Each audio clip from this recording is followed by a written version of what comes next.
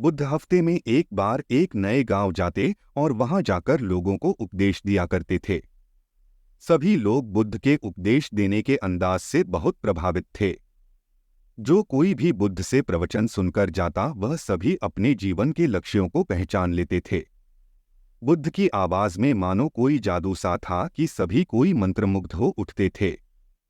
बुद्ध का व्यक्तित्व भी बहुत जादुई था। उनके व्यक्तित्व से ना जाने कितने ही लोग प्रेरित हो उठते थे।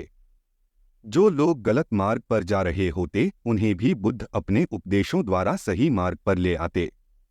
एक दिन ऐसे ही एक गांव में बुद्ध उपदेश देने पहुंचे हुए थे। सुबह से ही उपदेश और सत्संग का दौर चल रहा था। उपदेश सुनने के लिए भक्तों की भारी भीड़ मौजूद थी। उन्हीं खूब सारे भक्तों में एक भक्त ऐसा भी था जो भीड़ कम होने का इंतजार कर रहा था। फिर जैसे ही भीड़ कुछ कम हुई तो उसने सोचा कि यही सही समय है मन के प्रश्न को बुद्ध के समक्ष रखने का। वह बुद्ध के पास गया और बुद्ध के सामने अपना प्रश्न रखा। गुरुजी, आप लगातार 3 दिनों से लगातार उपदेश दे रहे हो। 3 दिनों से मैं भी लगातार आपके उपदेश सुनने आ रहा हूं, पर फिर भी मेरे मन में एक उलझन है।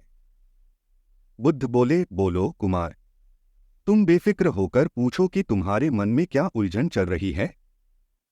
वह व्यक्ति बोला, गुरुजी, आप जब भी उपदेश देते हो तो मेरा मन एकदम से प्रफुल्लित हो उठता है।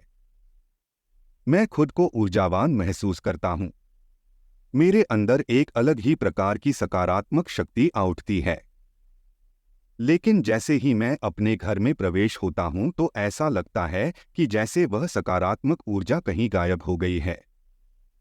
मैं अपने घर पर रहकर ना जाने क्यों उन चीजों का पालन नहीं कर सकता जो मुझे करनी चाहिए। घर में प्रवेश करते ही ऐसा क्या बड़ा बदलाव आ जाता है कि आपके उपदेश वहां कोई काम नहीं करते। बुद्ध उसकी बात को ध्यानपूर्वक सुन रहे थे। उन्होंने 2 मिनट के लिए इस बात पर सोचा, फिर जवाब दिया, वो बांस की टोकरी देख रहे हो, तुम उसे उठाओ और उसमें तालाब से पानी भरकर ले आओ।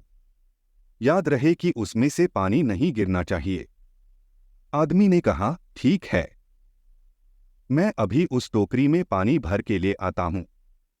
वह व्यक्ति तालाब के पास गया और पानी भर के ले आया, पर जब तक वह बुद्ध के पास पहुंचा उस टोकरी से सारा पानी गिर चुका था। बुद्ध ने उसे प्यार से कहा, कोई नहीं, तुम आज पानी लाने में असफल हुए, पर यह मेरा वादा है कि आने वाले समय में तुम निश्चित ही इस टोकरी में पानी भर सकोगे। वह आदमी अब हर रोज ऐसा करता पर सफल नहीं हो पाता था। एक दिन उस आदमी ने बुद्ध से कहा कि टोकरी में तो आज तक भी पानी भर नहीं पा रहा है। बुद्ध ने कहा, वत्स, तुम पहले अच्छे से देखो कि टोकरी को देखकर तुम्हें क्या फर्क नजर आ रहा है। उस व्यक्ति ने टोकरी का अच्छे से निरीक्षण किया और कहा, हाँ, इस टोकरी में यह फर्क देखा जा सकता है कि अब इस टोकरी में मिट्टी साफ देखी जा सकती है। यहाँ तक कि इस टोकरी के छेद जो पहले बड़े हुआ करते थे वह अब छोटे हो गए हैं। बुद्ध ने कहा, तुमने एकदम सही कहा वत्स, अब तुम देखना कि कैसे यह छेद थोड़े दिनों अपने आप ही इतने छोटे हो जाएंगे कि इस टोकरी में पानी अपने आप भरने लगेगा। ठीक इसी प्रकार हमारा मन होता है।